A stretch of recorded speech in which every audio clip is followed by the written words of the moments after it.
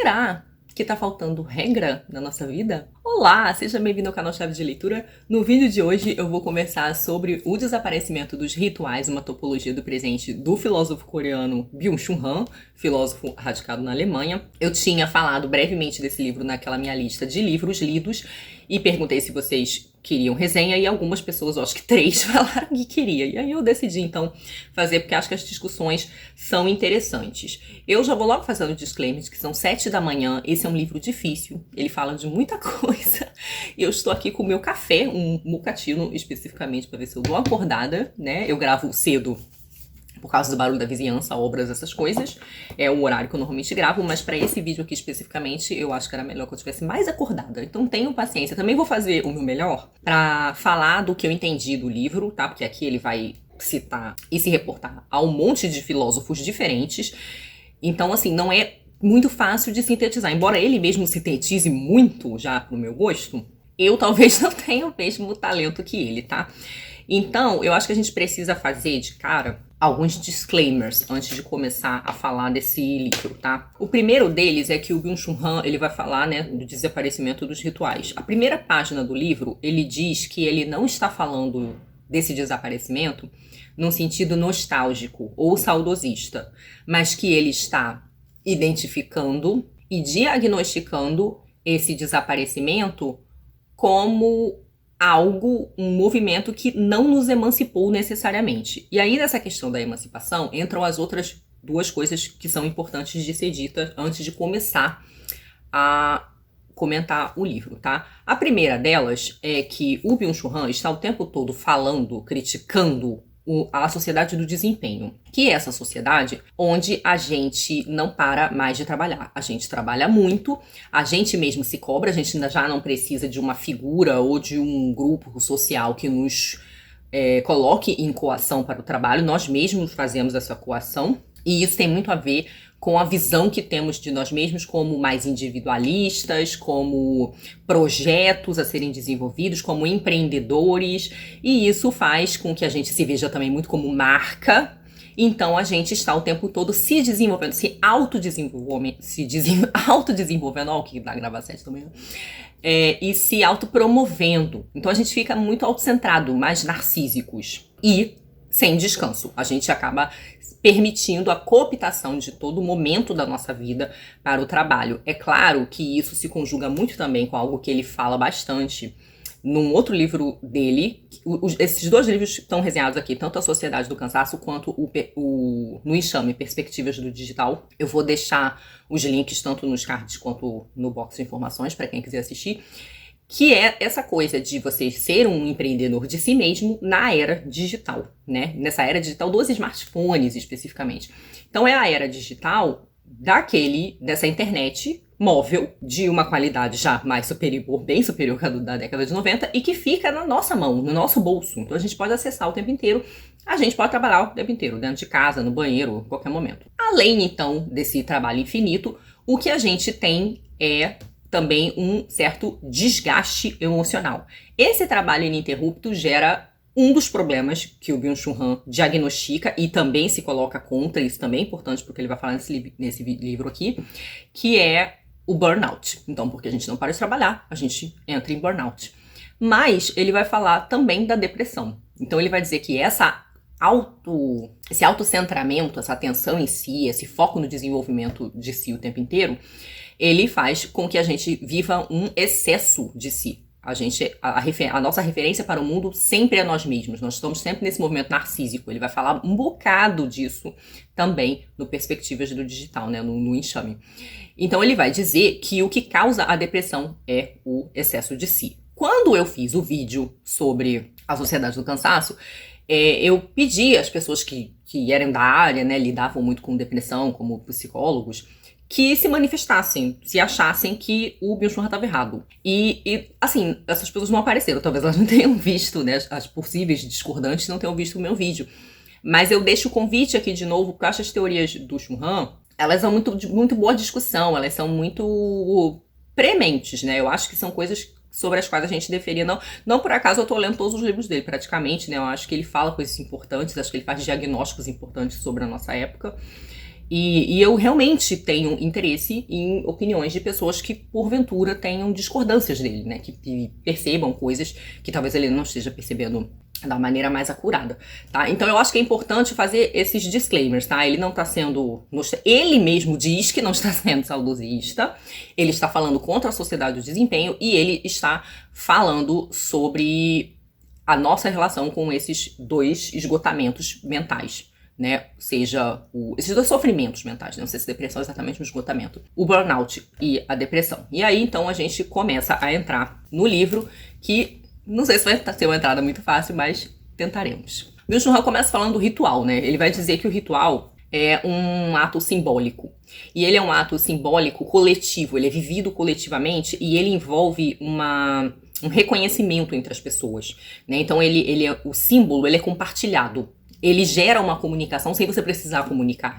O símbolo em si é uma comunicação. E ele tem essa coisa de comunicação agregadora que causa uma unidade na comunidade, tá? Eu tentei fazer aqui uma frase que resumisse mais ou menos o que ele fala em algumas páginas. Rituais são ações simbólicas que, na sua mesmice e repetição, eles se repetem, né? Unem as pessoas em comunidade e geram estabilidade, confiança e aliança. E aí, ele vai dizer que o simbólico dos rituais, ele tá ligado a uma certa noção de permanência. E que essa permanência é que possibilita que a gente viva uma experiência no tempo, que é uma experiência de residência, de morar. Ele chama de encasamento. Então é como se a gente estivesse ali vivendo um momento que é estável e confiável o suficiente para que a gente se sinta em casa. Tá? Então, são momentos de estar no mundo como estar em casa. E os símbolos seriam narrativos e não aditivos. Isso, para ele, é uma diferença da informação e dos dados da internet. Porque ele vai dizer que nas redes sociais, a gente tem um monte de informação. A graça da rede social é a novidade. Então, você tem a lógica do upload, né? Então, toda hora tem que ter uma informação nova e essas informações têm que ser rápidas. Se elas são rápidas, elas já são um pouco superficiais. Não é algo que você vai ficar ali detido pensando. Esse é o contrário do momento do ritual. É essa comparação que ele vai fazer. Então, o que ele diz é que essas informações das redes, que são rápidas e superficiais, elas são instáveis. Elas não causam necessariamente uma oportunidade de você viver o momento como se estivesse em casa. Elas causam, na verdade, insegurança, instabilidade. E elas estão profundamente ligadas ao capitalismo. Porque o capitalismo quer produzir mais coisas. Ele quer que a gente consuma mais coisas, que a gente compre mais, que a gente gaste mais. Então, esse bombardeamento, seja de informações, seja de oferta de produto ou oferta de serviço, né? Porque o Byung-Chul Han vai dizer que nas redes a gente também consome emoções. A gente também consome valores morais. E ele vai dizer que a rede social é uma rede de afeto e que o afeto é uma coisa muito mais fugaz e rápida e superficial do que um sentimento. Ele vai dizer que emoção e sentimento são coisas diferentes. O sentimento, ele é uma coisa duradoura. Ele tá ali, de certo modo, arraigado. E os afetos são coisas rápidas. Eu acho que pensar os afetos fica fácil a gente pensar no algoritmo. O algoritmo, ele prende a nossa atenção pela raiva ou pela adesão. Você lê uma coisa rapidinho, ou você gosta muito daquilo, ou você fica muito puto com aquilo, você fica com muita raiva, né? Então, isso é o afeto. É mobilizar ali os seus afetos. Então, ele diz que a gente consome também os afetos. E que isso segue uma lógica capitalista, uma lógica que não é uma lógica de durabilidade, é uma lógica de fugacidade. Quanto mais, melhor uma coisa atrás da outra. Então é uma lógica aditiva. E ele diz que o símbolo não é dessa ordem do aditivo, é da ordem do narrativo. Ele envolve um processo, ele envolve um tempo de consideração, um tempo de contemplação. Então ele vai, em vários momentos aqui, voltar para essa questão do ritual como algo estável, um tempo duradouro, onde algum tipo de contemplação existe. Contemplação essa que já é um processo de saída de nós mesmos. Lembra que ele estava falando da depressão como o excesso do si mesmo? Então, ele está pensando aqui no ritual como uma experiência não individual, coletiva, e onde as pessoas têm essa oportunidade de viver juntas algo para fora de si. Algo que as transcenda, de algum modo. O Byung-Chul Han falou uma coisa que bateu, assim, muito forte comigo, que é a questão da repetição, né? Eu sou uma pessoa que eu admito que eu tenho um problema com repetição. Coisas que repetem, ficam se repetindo, elas me dão um certo nervoso. Pra vocês terem uma ideia, eu não consigo caminhar numa praça que tem perto da minha casa, porque ela é em círculo, e eu tenho que ficar em círculos, e isso me dá muito nervoso, ficar olhando a mesma coisa, enfim. Isso é um problema. E aí, o Byung-Chul Han fala que a repetição, ela causa estabilidade, mas ela também causa aprofundamento. Você conhece mais uma coisa se você tem um contato repetido com ela, né? E aí ele vai fazer um comentário muito interessante sobre o smartphone, porque ele vai resgatar umas falas da Hannah Arendt para falar das coisas, né? E que as coisas causam estabilidade. Então, por exemplo, eu tô aqui gravando no meu cenário de sempre. Estou sentada na minha escrivaninha, estou aqui com a softbox de sempre, celular de sempre que grava. Existe aqui uma estabilidade no meu trabalho, vamos dizer assim, né? Pelo menos nessa parte aí da gravação, porque eu estou no escritório de sempre com os objetos de sempre que causam uma certa estabilidade aqui para o meu trabalho. E ele vai dizer que o smartphone não é uma coisa nesse sentido. O smartphone é um outro tipo de coisa, talvez ele seja uma não coisa. Porque primeiro que o smartphone te causa uma coação, né? Então a mesa não me coage. Eu uso a mesa, sou eu que faço uso da mesa. Ela causa uma estabilidade aqui na minha rotina, mas sou eu que faço uso dela. E ele vai dizer que o smartphone nos coage. Ele é um objeto que nos coage a usá-lo. E que isso não é uma particularidade das coisas normais. E aí ele vai dizer o seguinte: se as coisas são apenas exauridas e consumidas, a permanência já não é mais possível. Aí também acho que tem um pouco de comentário sobre a obsolescência programada, né? O fato de que as coisas não duram, a gente tem que ficar mudando de coisas ou mudando de acordo com a moda, né? A moda agora não é mais ter uma cabeça de viado na parede. Vocês lembram dessa moda da decoração? A moda agora é pintar meia parede e ter um monte de planta. Então, tô julgando quem gosta dessas coisas não. Só tô dizendo que são, assim, modas da decoração que me vieram à cabeça aqui agora. Então, voltando. Se as coisas são apenas exauridas e consumidas, a permanência já não é mais possível. E a mesma coação de produção desestabiliza a vida na medida em que desmonta seu caráter duradouro. Destrói, assim, a conservação da vida, ainda que a prolongue. O smartphone se distingue das coisas que, como uma mesa, me confrontam com sua mesmidade. Seus conteúdos midiáticos que apreendem nossa atenção são qualquer outra coisa do que conteúdos propriamente ditos. Sua alternância rápida não nos permite permanecer. A agitação inerente ao aparato faz com que ele vire uma não coisa. É-se coagido a tocá-lo. De coisas, contudo, não deveria partir qualquer coação. E aí, sobre os smartphones, ele vai falar sobre esse processo de consumir emoções e valores morais, que para ele tem a ver com o reforço narcísico. Ele vai dizer que na medida em que a gente consome certas emoções e que a gente consome certos valores morais nas redes, que a gente tá fazendo um reforço da nossa opinião, né? Quem fala muito sobre a importância da nossa própria opinião, da nossa opinião é super importante, é uma outra autora que eu li aqui tempos atrás, um livro de ensaio que eu recomendei muito, que é O Falso Espelho, né? Num determinado momento ela vai falar exatamente sobre como a gente entrou aí nessa pira de achar que a nossa opinião é uma coisa maravilhosa, é a coisa mais importante que a gente tem pra dar e que é imprescindível que a gente dê nossa opinião nas redes sociais. E o Byung-Chul vai falar um bocado disso quando ele for falar de autenticidade. É um pouquinho mais pra frente, eu já vou voltar, mas ele vai falar então, né, sobre como essa coisa do consumo das emoções ajuda no nosso reforço narcísico. Hoje não consumimos meramente as coisas, mas também as emoções com as quais são carregadas. Coisas não se pode consumir infinitamente, emoções, contudo, sim. Inauguram todo um novo campo de consumo infinito. A emocionalização e a estetização que a acompanha na mercadoria são regidas pela coação de produção. Tem que potencializar o consumo e a produção. Com isso, o estético fica colonizado pelo econômico. As emoções são mais fugazes do que as coisas. Não dão, assim, estabilidade à vida. Ao consumir emoção, além disso, não é com coisas que a gente se relaciona, mas consigo mesmo. Busca-se autenticidade emocional. O consumo de emoção intensifica com isso a relação consigo narcísica. A relação com o mundo, que deveria intermediar as coisas, fica desse modo cada vez mais perdida.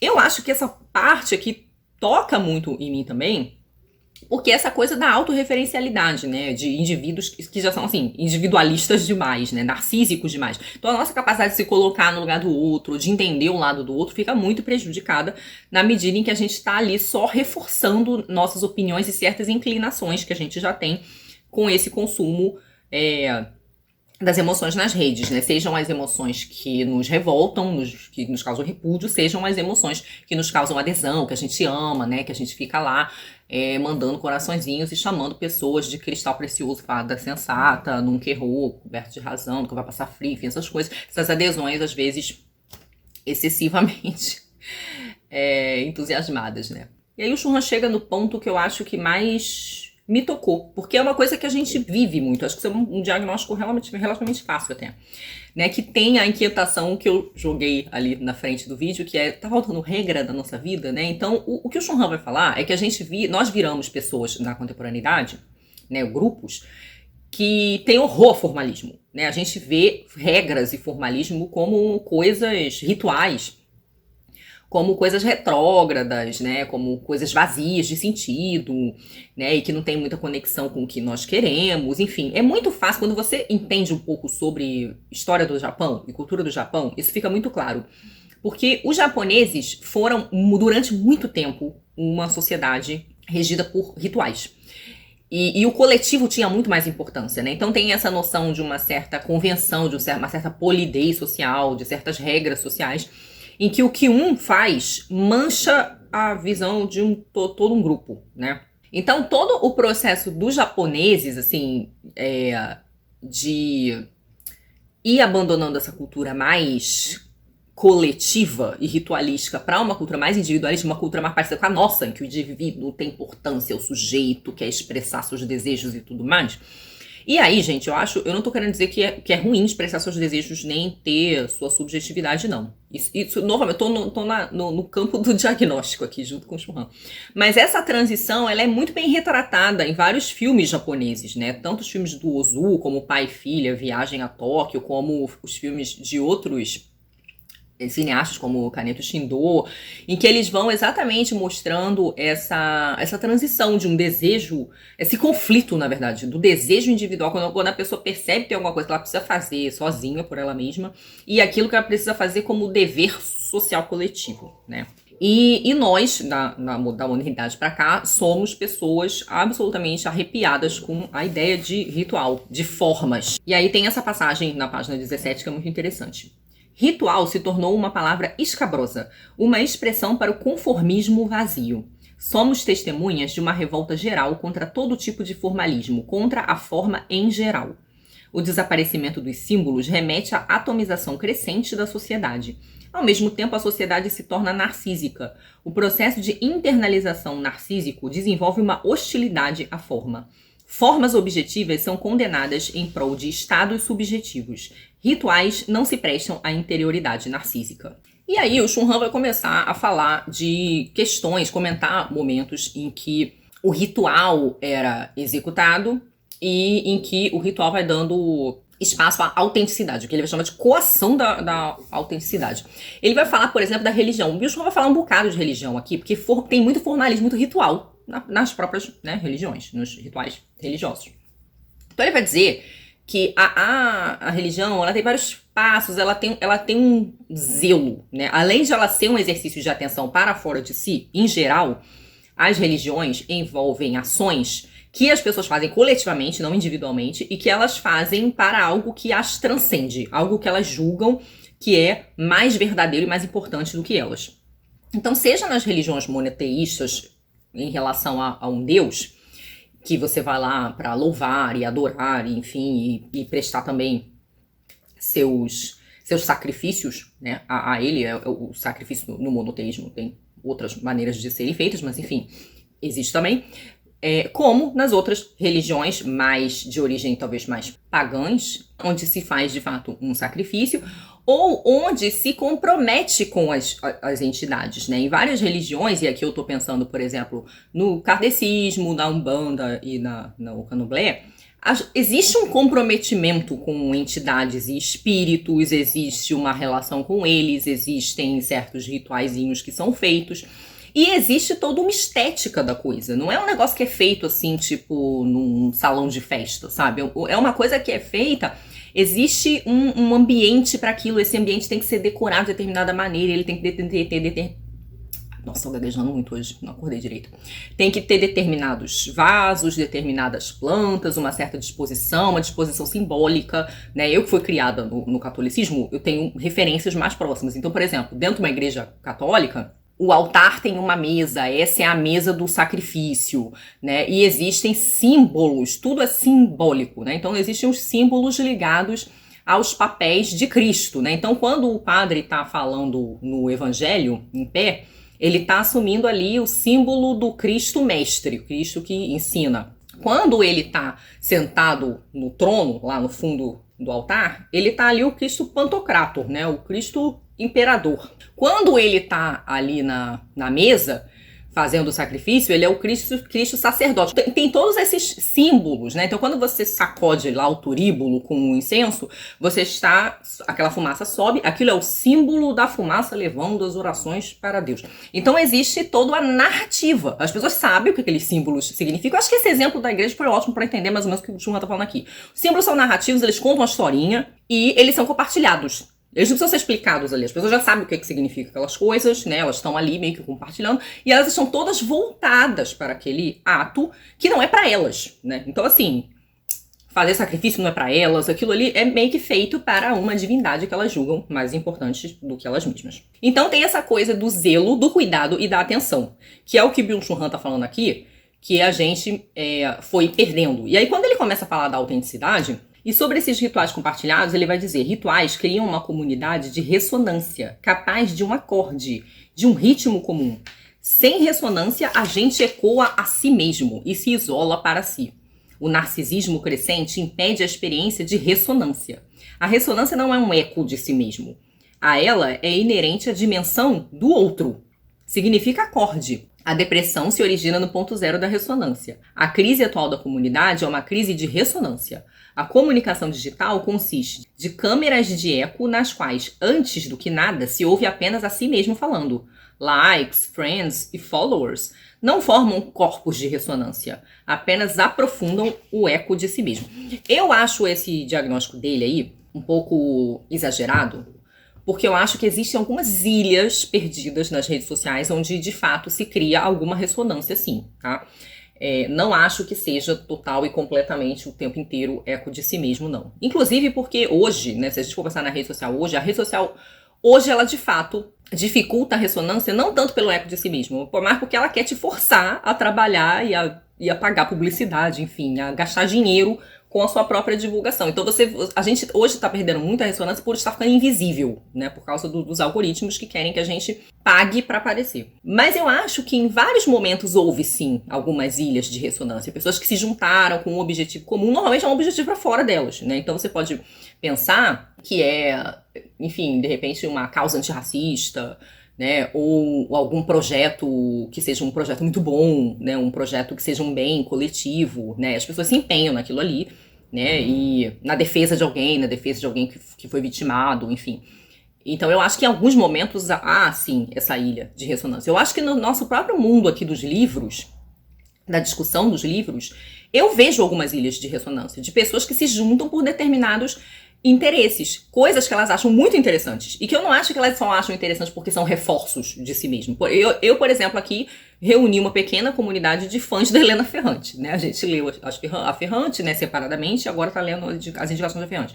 Eu acho que existe alguma ressonância ali. E eu não acho que essa ressonância é só porque esses livros que a Ferrante indicou reafirmam o meu eu narcísico. Inclusive que eu li uns livros que foram altas porradas, livros difíceis, né, como A Pianista ou A Porta, livros que são livros de confrontação, mas eu acho que a gente acabou se reunindo ali num grupinho interessado em determinados assuntos e determinadas discussões que a gente tem, não só necessariamente porque aquilo ali tá nos reafirmando e nos confirmando de alguma maneira.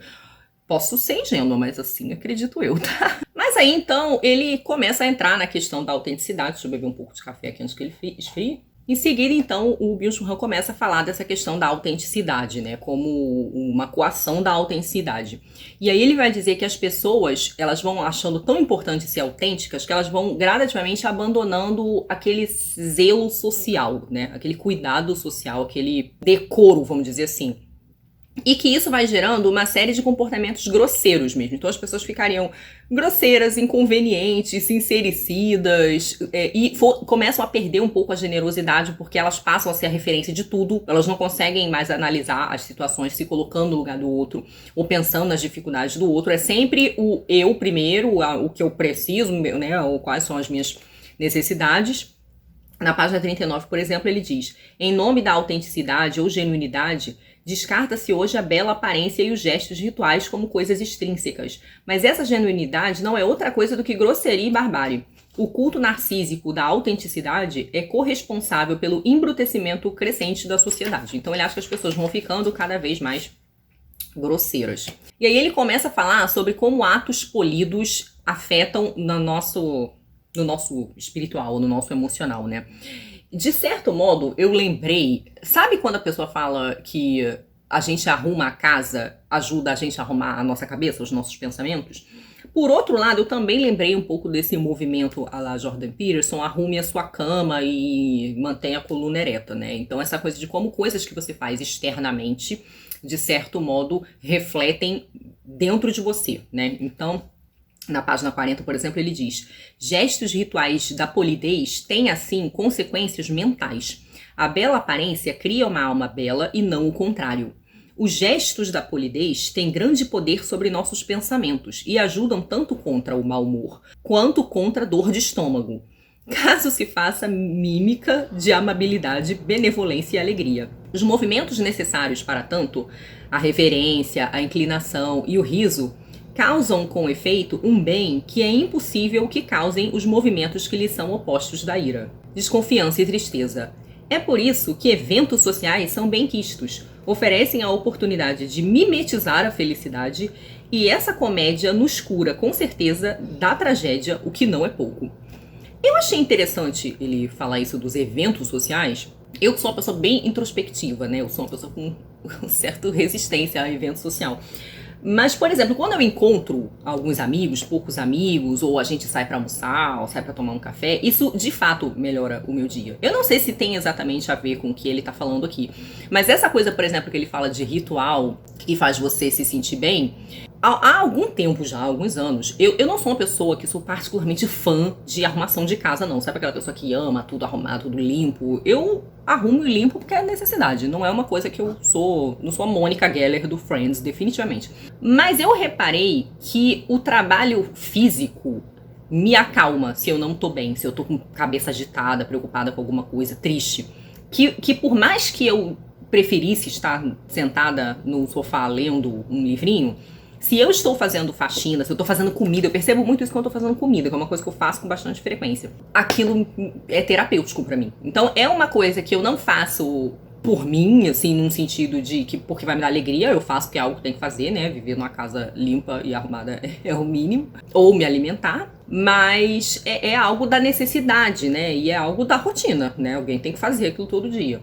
Então, eu percebo que de fato isso tem um efeito, não em me dar alegria, mas em me acalmar, eu acho. Em me voltar para talvez um certo estado pacífico. Só pensando alto aqui, tá, gente? Não tenho embasamento filosófico ou psicológico pra contestar o que ele tá falando. Mas assim, tô falando como essas coisas, essas colocações dele reverberam em mim. E é interessante que vocês falem aí, porque também, se eu ficar só falando como reverbera em mim, eu continuo autorreferente, né? Que é o que ele tá, de certo modo, criticando. E aí depois ele vai falar das festas, né? Quando eu comprei esse livro, eu achava que ele ia chegar bastante nessa coisa do ritual e da festa, porque ele introduz isso um pouquinho na Sociedade do Cansaço. Ele vai falar sobre esse momento da folga, né? Esse momento em que você não faz nada, ou que você faz algo que não seja uma produção, não seja produtividade, né? Não esteja a serviço do capitalismo. E ele vai aludir na Sociedade do Cansaço às festas e aos rituais religiosos, como esses momentos que eles não eram o descanso que você tem para você conseguir acordar no outro dia e continuar trabalhando, ou seja, ele não era um descanso a favor do trabalho, e eles não eram momentos de trabalho. Então, quando eu comprei o livro, eu imaginei que era disso que ele ia falar, e ele acaba falando de muito mais outras coisas, inclusive coisas que eu não poderia imaginar. E aí ele vai fazer essa vinculação da festa e da arte com a religião, né? Ela vai dizer que tanto a festa e os feriados, eles advêm da religião, do ritual religioso, como a própria experiência da arte. Mas ele vai fazer aqui uma ênfase na festa. E ele vai falar da festa, da celebração, como algo que também é feito para fora de si. Também tem um motivo exterior e também é vivido coletivamente. Também promove essa saída de si para algo que é da ordem da celebração e de uma contemplação, de uma atenção. Ele fala uma coisa muito interessante, porque ele vai comentar os 7 dias lá da criação, né? No 7º dia Deus descansou. E ele vai dizer que ele descansou e viu que tudo era bom, né? Então o que ele vai dizer, que tem nessa narrativa bíblica, é que assim, Deus não descansou porque ele precisava descansar porque ele estava cansado. Deus é Deus, ele não está cansado. Ele descansou porque a obra estava pronta. Então assim, ele demora 6 dias fazendo as coisas, no 7º ele descansa porque a obra estava pronta. E não é que ele descansa, ele contempla aquilo que estava pronto. E aquilo que estava pronto estava bom. Então é como se ele falasse, terminei esse negócio aqui, tá bom, tá perfeito, agora é hora de olhar para ele. Então, o que ele tá querendo dizer é que esse dia do descanso, ele é o dia da contemplação. Ele é o dia da atenção. Ele não é um dia só pra vou recuperar aqui minhas forças. Não é só isso. É esse dia de você se voltar para algo que é bom, para algo que é belo, para algo que é perfeito. E ele diz que as festas e os feriados, eles têm a ver com isso, eles são a reconexão com o divino, né? Então eles eram essas pausas em que as pessoas, elas entravam numa espécie de comunhão, comunidade com o divino, né? Então elas não podem trabalhar. E por que é feriado e festa?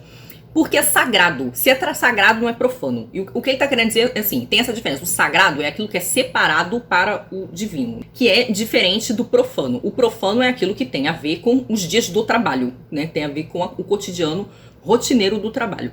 O que ele diz é que a gente hoje vive uma profanação total da vida. Uma vez que não há momentos mais sagrados, tudo é profano. Se tudo é profano, tudo pode ser cooptado pelo trabalho, inclusive o descanso, a hora de dormir, né? Então essas coisas são feitas apenas para que a gente consiga continuar trabalhando algumas horas depois ou no dia seguinte. Então o que ele está querendo dizer aqui é que a gente perdeu esses momentos em que havia algo de sagrado. E isso bateu em mim, em particular, essa coisa de profano e sagrado, em relação à vida das pessoas, né? A banalidade da morte, por exemplo. E ele vai explorar isso muito detidamente lá na frente, quando ele começar a falar de jogos mortais e de guerra. Ele vai falar exatamente dessa certa profanação da vida alheia. Mas uma outra autora que eu me lembrei quando ele fala da dessacralização do descanso foi a Jane Odell. No livro dela, Resista, Não Faça Nada, ou How to Do Nothing, né? Eu acabei lendo em inglês. Vou deixar ele em algum lugar aqui, a resenha dele também. Porque a Jane, quando ela fala do Resista, Não Faça Nada, ela faz esse apontamento específico. Ela fala, olha, eu não estou falando do descanso para poder trabalhar melhor depois. Eu estou falando daquele momento em que você está, de fato, de folga. Você está fazendo aquilo que você desejou fazer. E uma das soluções que ela dá, que ela teria encontrado nas reflexões dela, claro, ela não procura fechar, né? Ela é uma artista, ela é mais da área das artes, ela é professora, mas ela trabalha com arte. Ela não é da filosofia. Mas o que ela vai propor como solução para esse tempo, né? Ela inclusive pega o conceito trabalhista, da luta trabalhista, né? Que ela vai dizer, ela pega um cartaz de luta trabalhista para mostrar que eram 8 horas de trabalho, eram 8 horas de descanso e eram 8 horas para o que a gente quiser fazer, né? Então, dividindo aí as 24 horas do dia. E ela tá focada nesse, o que a gente quiser fazer.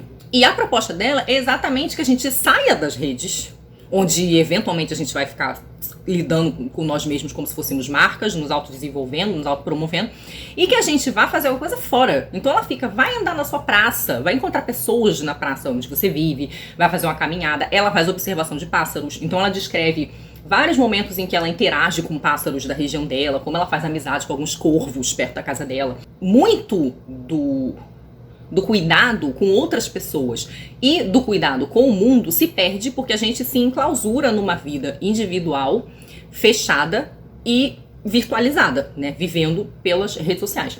Então ela vai, por exemplo, contar situações em que ela viu uma pessoa se acidentando na rua, passando mal na rua, mas ela estava na rua, então ela pôde ir lá ajudar a pessoa. Ela vai falar várias situações em que foi bom que houvessem pessoas na rua, porque essas pessoas interagiram de algum modo, essa interação foi boa. Ela fala, por exemplo, de um grupo de pessoas que cuida de um parque municipal, né, que são voluntários. Aqui, perto da minha casa, tem a Floresta da Tijuca, e a Floresta da Tijuca tem voluntários que vão lá cuidar, além do ICMBio, né, que é o órgão municipal que cuida, existem uns voluntários. Então são pessoas que se oferecem para ir lá fazer um cuidado. E esse cuidado é para algo coletivo, né? O parque não é deles, o parque é de todo mundo que vai lá. Então tem ligação de que você está fazendo algo maior do que você. Você está fazendo algo, um bem que é um bem coletivo e um bem para uma coisa que ela é boa em si, independente de você. Aquilo, o parque está lá, ele não está te reafirmando. Se você não for lá, ele continua lá sendo um bem para quem, porventura, passe por ele, né?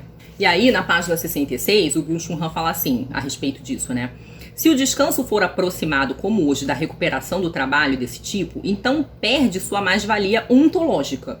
Assim, não constituiria mais uma forma de existência superior, autônoma, se degradando em um derivado do trabalho. A coação atual da produção perpetua o trabalho, levando com isso ao desaparecimento desse descanso sagrado. A vida é completamente profanada e dessacralizada. E aqui eu não acho que o Byung-Chul Han acha que as pessoas tenham necessariamente se conectar com o divino, não, tá? Não acho que é isso que ele está querendo dizer. Eu acho que quando ele fala de descanso sagrado, ele fala de algo que não esteja contaminado pelo trabalho, no sentido de que sagrado é o contrário do profano, né? Então, ele seria sagrado porque é um bem em si, né? É algo que é bom de ser cultivado. Não só porque depois você vai estar descansadinho o suficiente para continuar trabalhando. Isso que vocês entenderam. Depois ele vai entrar, talvez, numa das partes, para mim, mais polêmicas da discussão, que é quando ele fala dos jogos de morte e da guerra, né? Então, ele vai lembrar aí de uns jogos de épocas antigas em que as pessoas corriam o risco de morrer. E ele vai fazer aí uma associação com o lúdico. Ele vai trazer vários filósofos, tá? Não, parece que essa ideia não saiu da cabeça dele. Ele vai falar de Foucault, vai falar de outras pessoas lá que teriam já pensado sobre isso, Baudrillard, parece também. E ele vai pensar que o lúdico, ele estava ligado a uma valorização da vida que não passava pelo medo da morte. A morte era encarada como parte da vida.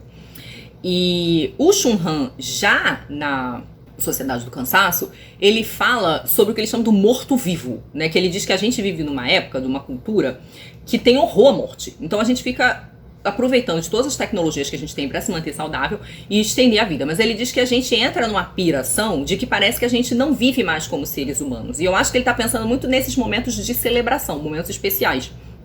Porque ele diz que o que seria o morto-vivo? É aquela pessoa que vive o tempo inteiro fazendo dieta restritiva, que malha o tempo inteiro, né, que evita ter qualquer tipo de vício. Então essa pessoa toma suplementos, essa pessoa ela já estaria trabalhando para evitar a morte. Então a vida dela, aquelas coisas cotidianas de manutenção da vida dela, elas cooptaram tudo como um trabalho e a pessoa não se permite, então, ter aqueles momentos em que ela vai sim comer um negócio mais gorduroso, em que ela vai beber alguma bebida alcoólica no momento de celebração, ou em que ela vai, assim, em que o momento da mesmo fumar um cigarro, em que, enfim, os momentos de prazer coletivo ali que ela vai ter, de celebração da vida, eles vão ser muito assépticos, né? Eles vão ser muito hipercontrolados para que nada abale a sua, né, a sua vivacidade. Então, e para ele, isso não é viver como um ser humano, de fato. Isso é você ser um morto-vivo, é você ser um zumbi. E ele vai dizer que, à medida em que as pessoas vão abandonando esses jogos de morte, elas também vão entrando nessa lógica do zumbi. Eu fiquei, nesse ponto, assim, foi talvez um dos momentos do livro que eu tive mais ressalva, eu fiquei pensando que o recorte da crítica dele é muito masculino, né? Porque eu fiquei me perguntando se, historicamente, as mulheres também estavam envolvidas nesse tipo de jogo. Ele vai falar de duelo depois, né? Ele começa falando do jogo de morte, depois ele fala do duelo, até que ele chega na guerra, né? Ele vai dizer, por exemplo, que tudo isso, o lúdico, ele tem regras. E aí ele entra no duelo. E ele vai mostrar que o duelo, ele também é um tipo de jogo. E ele tem regras muito rígidas, né? Ele tem testemunhas, você tem que andar não sei quantos passos, a arma tem que ser a mesma. Existe uma espécie de simetria de condições ali. E ele vai dizer que tanto do jogo quanto do duelo são herdadas a lógica, as regras para a guerra, quando a guerra começa a acontecer, pelo menos nesses tempos aí pretéritos.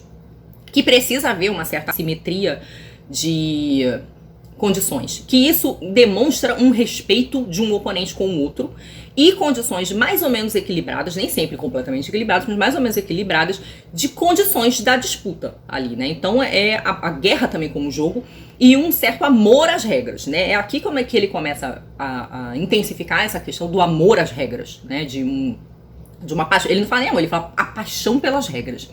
E ele vai dizer que o que, por exemplo, desvirtua totalmente essa lógica nessas guerras atuais, as guerras de drone, é que não existe essa simetria. Porque ele diz que um lado se arvora poder de polícia, não se coloca em condições de combinar determinadas regras ou determinadas condições ali mais ou menos equilibradas, a pessoa nem vai lá, ela não bota a vida dela em risco, né? Então, o que ela faz? Ela faz uma guerra de câmeras, onde ela manda um drone lá pra atacar uma bomba não sei aonde, e que isso não é jogo, isso é poder de polícia. Você toma pra si uma autoconsciência de bem, como se você tivesse superioridade moral, e você ataca o outro como se ele fosse um bandido, né? Então, e aí ele vai dizer que essa morte é um assassinato. Isso não é uma morte de guerra, isso é uma morte de assassinato. Ele vai fazer outras distinções mais específicas, como um soldado que é pago para fazer determinada coisa, como isso também é diferente.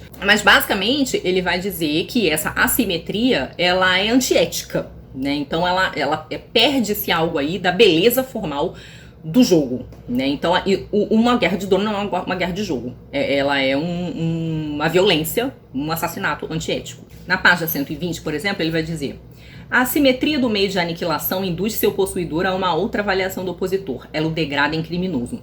O superior considera sua superioridade de armas como uma prova de sua justa causa justa, considerando o inimigo como um criminoso, pois não é mais possível perceber e efetuar o conceito de justus hostis. E aí, gente, é um termo em latim e a referência é só o nome de um livro, tá?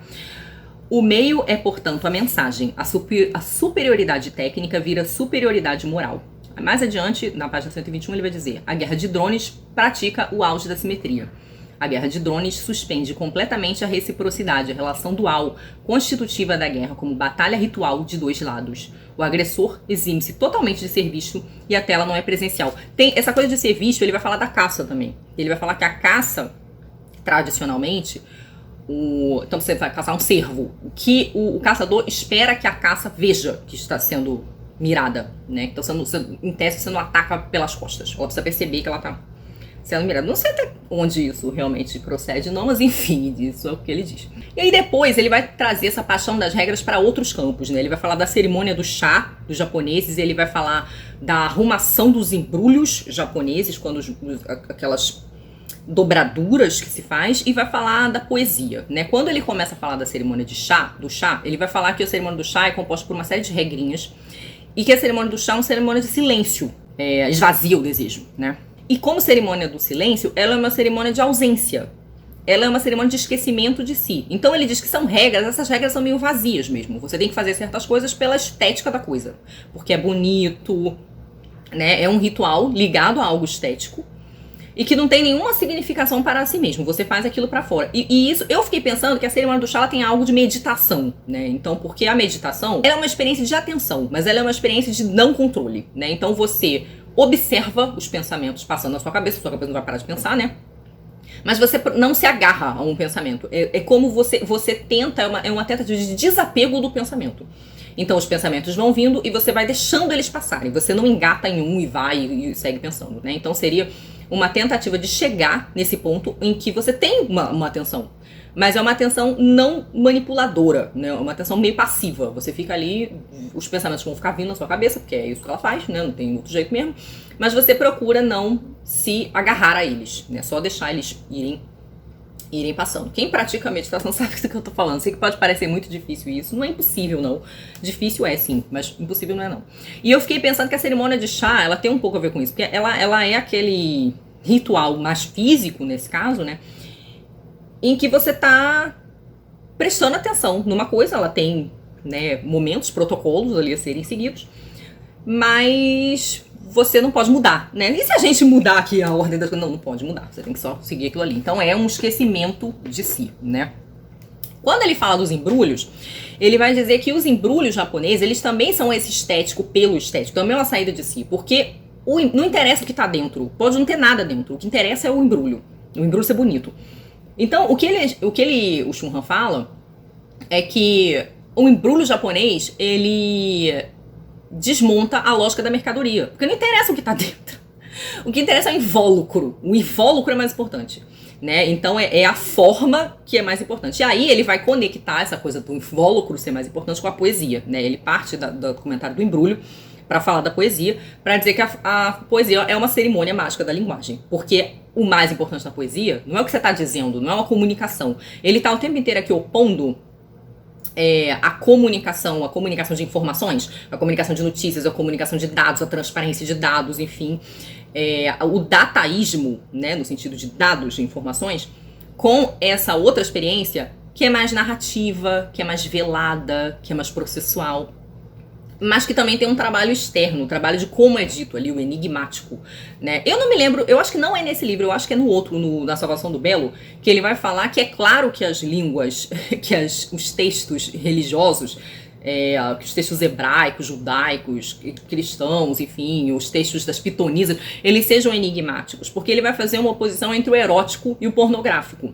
Ele vai dizer que o dataísmo, aquilo que é só informação, só comunicação da informação, ele é explícito, ele é a transparência. E ele esvazia o desejo, né? Ele é só um vômito de informações. Que o erótico, ele passa pelo poético, ele passa pelo narrativo, ele passa pelo metafórico, ele passa pelo enigmático, ele envolve um velamento, né? Ele tem um velamento, ele tem um adiamento. Então ele fala que a fala enigmática das pitonisas, ou as parábolas de Cristo, ou as metáforas do Gênesis, enfim, essas metáforas, essas alegorias, elas são maneiras de incitar o desejo. A pessoa que as recebe, ela quer se aprofundar, ela vai em direção àquilo, ela fica presa naquilo, ela quer saber um pouco mais daquilo. O Byung-Chul Han descasca a pornografia já na sociedade... Eu não lembro se é na sociedade educacional ou se é no enxame, que ele descasca como a objetificação do outro, né, um uso narcísico do outro, e nesse ponto acho que ele tá certíssimo. Mas ele vai fazer, aqui vai pegar a pornografia como conceito contrário do erótico, né? Então o erótico, ele tem esse adiamento, ele vela, ele conta a historinha, ele adia, né? Enquanto que o pornográfico é o pá, tudo escancarado, né? Não tem mistério. E aí ele vai dizer que a poesia tem esse caráter muito marcado de ter um trabalho forte com a linguagem. A poesia não quer necessariamente ser clara, ela não quer te passar informação necessariamente. Ela, muitas vezes, ela quer encenar algo. Ela quer criar algo através da imagem, ou algo através do som, ela quer fazer um jogo com as palavras. Então, ela tá muito preocupada com o modo como as coisas são ditas. E, muitas vezes, toda a força de uma poesia tá no modo como... Então, tá na imagem que foi construída, tá no som, tá nas relações sonoras, nas relações semânticas, né? Às vezes, a poesia captura um determinado momento, um determinado sentimento e não o conclui, porque ela não tá tentando te convencer necessariamente de alguma coisa. Ela tá tentando fazer com que você viva ali uma experiência, através daquele corpo mensagem, né? E aí é que ele faz essa conexão do invólucro, né? O invólucro é a linguagem, o invólucro tem o invólucro do embrulho lá, estetizado japonês, mas o invólucro da poesia é a linguagem. Em um determinado momento, ele vai falar assim, aqui sobre a poesia. A perda de qualquer capacidade de ilusão, de aparência, de teatro, de jogo, de espetáculo, este é o triunfo da pornografia. O pornô é um fenômeno da transparência. A sedução pressupõe a negatividade do mistério. O desejo no texto se assemelha ao do striptease. Provém de uma revelação progressiva da verdade como sexo.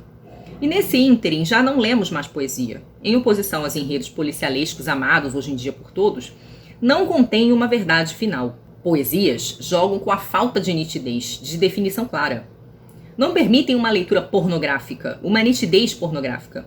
Resistem à produção de sentido. E aí é muito interessante isso que ele fala, porque de fato hoje existe uma resistência muito grande à leitura da poesia, mas uma adesão muito maior ao romance. Maior ainda aos textos de não ficção. Existe muito essa relação de que você tem que ler alguma coisa porque você vai tirar algo dela, né? Então, a não ficção talvez seja muito mais lida, não por acaso os livros mais vendidos normalmente são livros de autoajuda, coisas assim, porque você entende com a leitura que vai te ensinar alguma coisa que você vai usar na sua vida, não sei o que, não sei o que.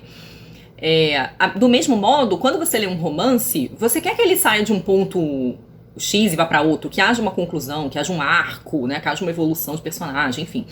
Se não acontece isso, né, se o romance subverte isso, e muito mais a poesia, que hoje em dia, né, a poesia que a gente lê hoje, a poesia que a gente lê já há algum tempo, né, na verdade, essa coisa de uma poesia que não necessariamente se preocupa em falar coisas claramente, ou sair de um ponto e a outro no sentido de conclusão, isso já existe há bastante tempo, já há alguns séculos, né? Então, essa poesia é uma coisa que a pessoa lê e ela fica com aquela sensação, mas por que eu li isso? E essa é uma pergunta muito profunda, se vocês pararem pra perceber. Por que que ela leu isso? Por que que ela acha que ela não deve ler? Porque é inútil.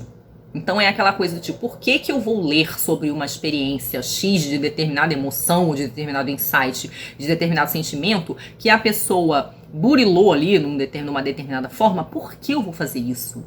Se isso não me disser nada sobre o mundo, ou sobre eu mesmo. E eu acho que é uma reflexão muito válida pra nós aqui. A gente tá num canal literário, né?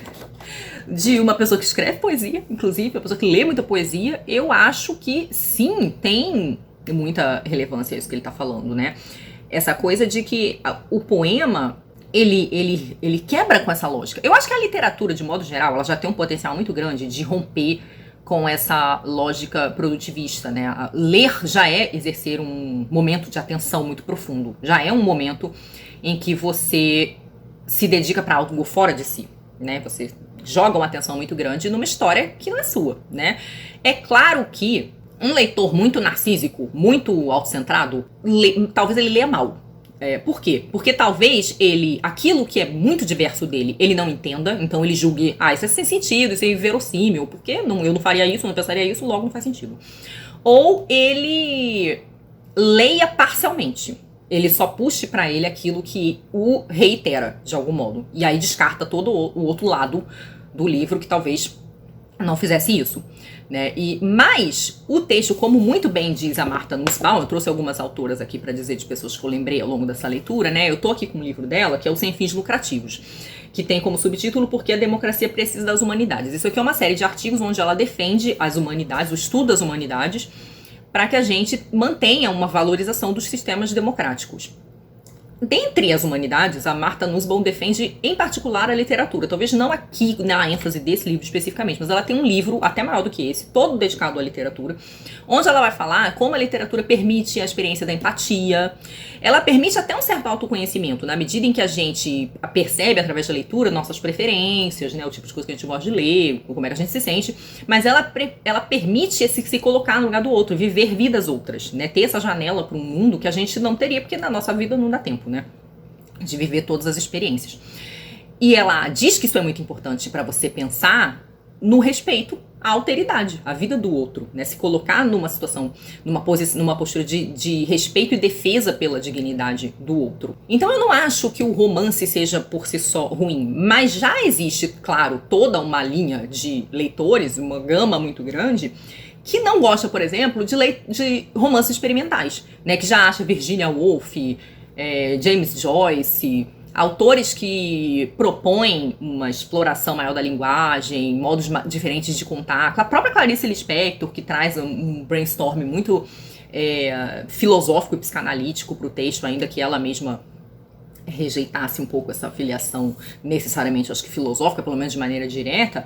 A Clarice é muito filosófica, né? Ela tá ali falando do bem, do belo, do Deus, né? Ela tá falando do estantijar, né? Então ela tá falando de percepções muito profundas da realidade, que são muito desautomatizadas já, tem muito de poético também. Então são autores que causam incômodo se você lê o texto com um sentido muito utilitarista, né? Eu quero que seja tudo muito claro, tudo muito harmônico, tudo indo sempre pro mesmo lugar, aquela coisa que me pegue na mãozinha e me leve, né? E assim, eu sei que leitura passa muito por essa questão de um afeto, né? De uma relação, de um amor com o texto. Mas o Byung-Chul Han aqui nesse livro está criticando exatamente o afeto, né? Eu não sei o que ele pensaria disso. Se ele acha que alguns tipos de livro reforçam afetos e não sentimentos, como as redes sociais, né? Eu li e fiquei feliz, né? Eu li e fiquei muito revoltado, né? Não sei se ele pensou nisso. Mas eu acho que ele está interessado quando ele pega a poesia, porque a poesia, acho que hoje na literatura, é o momento mais radical de saída dessa coisa, dessa obsessão pelo sentido, né? Pelo sentido, você vê que na citação ele fala de produção de sentido, né? Então ele está exatamente falando dessa obsessão. Se o texto não produz um sentido, eu não consigo tirar uma moral da história ali daquele negócio, por que eu li? Por que eu perdi meu tempo lendo esse negócio que só me perturbou e eu não sei para onde me levou?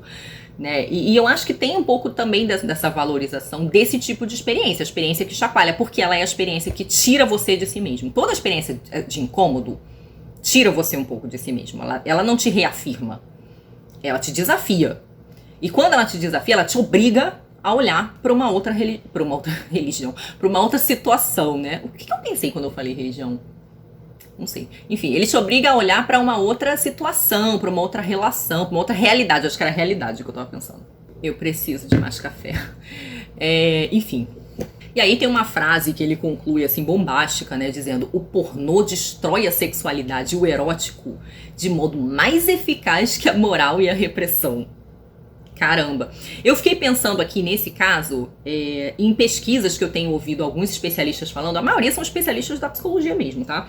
Dizendo que as gerações mais novas transam menos, né? Então que transam menos, se relacionam menos. E eu vejo também muitas discussões, principalmente no campo feminista, de que o pornô, certos campos feministas, tá, gente? Porque isso é disputado, o feminismo tem várias vertentes, mas enfim. De que o pornô, ele criou uma espécie de idealização de um sexo que é muito artificial e muito falocêntrico, né? Muito focado no homem, né? Numa certa performance masculina. E que isso faz com que, na medida em que as pessoas normais vão tentar reproduzir esse sexo, ou esse sexo pareça sempre pior do que o sexo do pornô, então fica essa satisfação tremenda.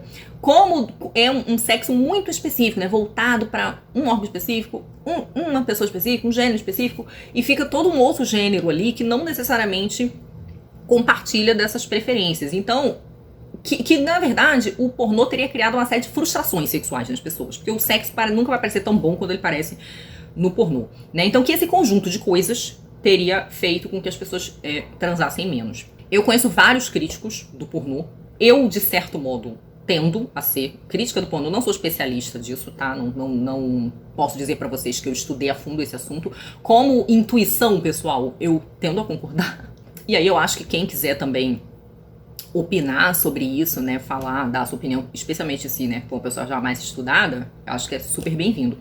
Mas ele faz, e eu acho interessante, porque ele traz essa lógica do pornô, filme pornô sexual mesmo, para a própria pornografia informacional, né? Para a própria noção de comunicação pornográfica, em contraposição a uma comunicação erótica, que para ele seria uma comunicação mais significativa, né? No sentido de que causaria um engajamento maior e uma saída de si. Porque eu acho que a gente tem que apontar que é o seguinte: o pornô objetifica.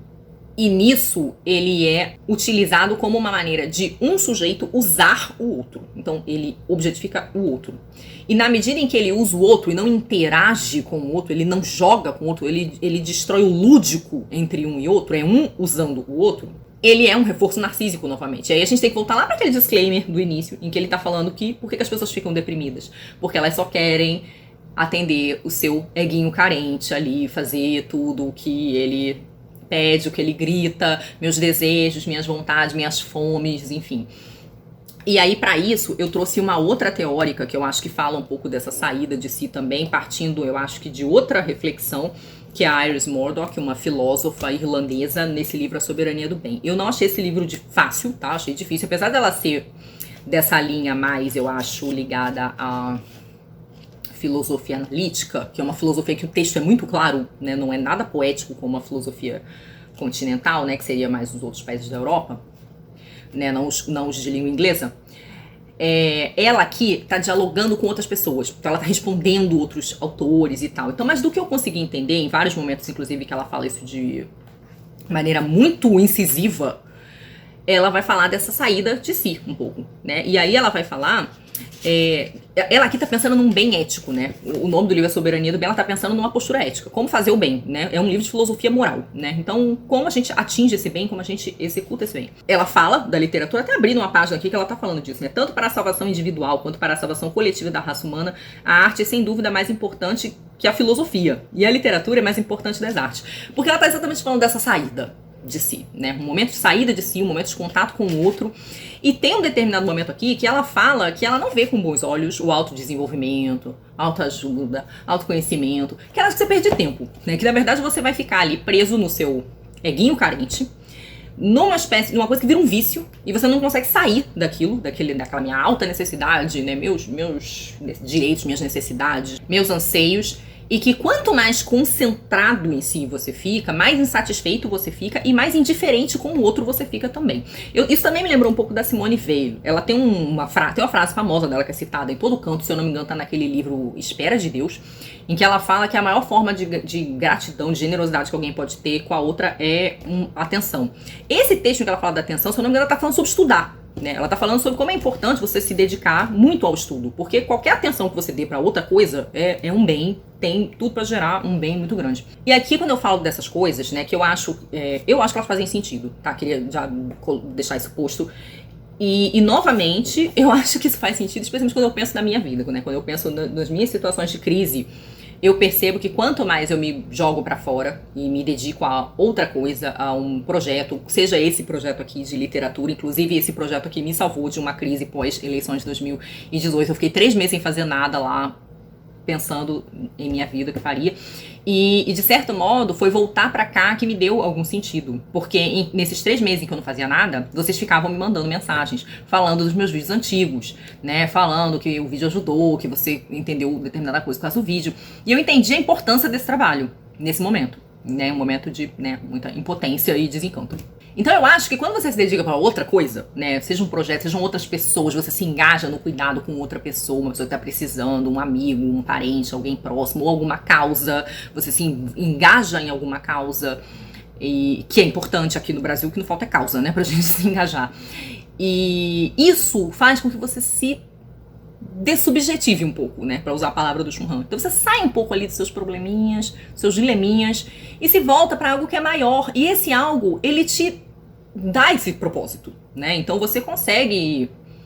Pode ser uma pesquisa, né? Eu vejo muitas amigas minhas que fazem pesquisa científica, acadêmica na área delas, e eu vejo que elas têm muita dedicação a isso, a fazer um bom trabalho, né? A fazer uma boa tradução, a fazer um bom estudo de determinada autora, de determinado tema. É isso, elas saem de si. Elas estão ali lidando com aquele material ali e tentando fazer o melhor que elas podem com aquele material ali. Já é uma saída de si. E eu vejo isso muito como uma boa solução, assim, para esse ensimesmamento que culmina, né, em algo ruim, né, num certo sofrimento emocional. Então, nesse ponto, eu acho que eu tendo a concordar com o Chun Han. E, inclusive, porque depois dessa leitura, essa proposta da saída de si, ela vai se combinar, como eu falei com vocês, com várias outras leituras de pessoas que estavam me propondo a mesma coisa, né? Eu falei que o vídeo ia ser longo, falei que não ia ser muito fácil de explicar. Eu procurei focar nos assuntos, eu acho que eu estava mais confortável para abordar. Eu não falei de todas as coisas que o Byung-Chul Han fala. E também eu precisei fazer muita conexão com outras leituras que eu já tinha feito. O fato de já ter lido outros livros do Chul Han ajudou um pouco, porque ele é de fato sintético, assim, de uma maneira, né, o tamanho do livro, de uma maneira que é muito desconcertante.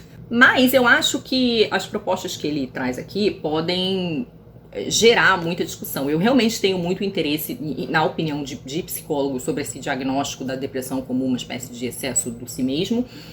E acho sim que ele teve, especialmente quando ele vai falar de duelo, de guerra, ele teve já um recorte excessivamente masculino, assim, como toma por universal um universo que me parece que é muito masculino, né? Que me parece que, principalmente do tempo que ele tá falando, não me parece que as mulheres estivessem muito incluídas. Eu acho que havia outro jogo, né? Eu me lembro, por exemplo, do jogo da lírica cortês, que envolve ali a figura feminina, por exemplo. Mas eu não sei como a gente poderia pensar esse lúdico que ele tá falando, incluindo as mulheres. Pelo menos olhando para trás, né? Olhando para esse passado, para algo que se perdeu, enfim. Eu fiquei com curiosidade dessa parte histórica, que eu acho que foi uma limitação para ele, acho que não lhe ocorreu. Mas é isso, gente, isso foi o que eu entendi do livro, mais ou menos o que eu concordei, o que eu discordei e algumas associações que eu acabei fazendo. E eu espero que vocês tenham aguentado esse vídeo enorme e espero que vocês tenham gostado também dessa exposição, que não foi nem um pouco fácil, especialmente considerando que eu a comecei às 7 da manhã. É isso então, uma beijoca em todos, bom domingo ou boa semana, não sei como vocês estão vendo esse vídeo. Muito obrigada sempre pela companhia e pela audiência. Beijos e até o próximo vídeo. Tchau!